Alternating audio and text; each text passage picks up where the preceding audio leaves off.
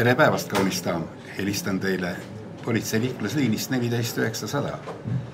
Tahtsin teile meenutada, et enne manöövrit tuleb anda suunamärguan.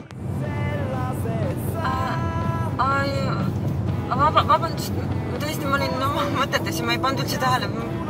Palun vabandust. Aga parem mõelge koos suunatulega. Tulemus tuleb kokku parem.